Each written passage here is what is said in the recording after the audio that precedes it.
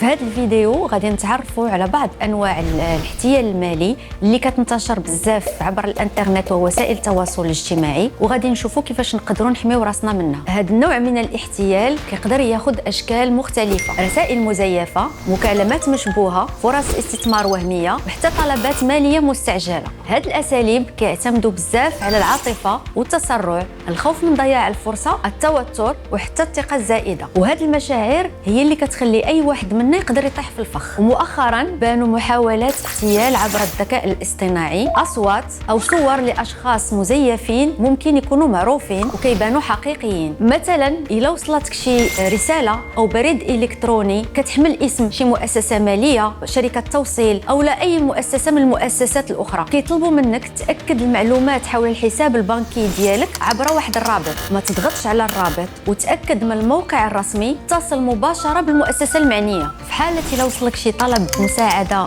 ماليه مستعجله من شي شخص كتعرفه، اتصل به مباشره وتاكد من الهويه ديالو قبل ما تقوم باي عمليه تحويل. الا اتصل بك شي شخص كيدعي انه خدام في البنكه ديالك وطلب منك معلومات شخصيه او الرقم السري، قطع المكالمه واتصل مباشره بالبنكه ديالك في الارقام الرسميه ديالها. وفي حاله الا وصلك شي عرض استثمار مغري بزاف، ما ترسل حتى درهم حتى تتاكد من مصدر العرض، من ان المنصه مرخص لها من طرف هيئه الرقابه. وكتبقى اليقظه هي احسن وسيله باش تحمي راسك. ودير في بالك ان الحمايه من هذه الاحتيالات هي شكل من اشكال الادخار. كل محاوله نصب او احتيال كتفاداها راك كتوفر مالك وراحتك النفسيه. خليك ديما رد البال وفكر قبل ما تفاعل.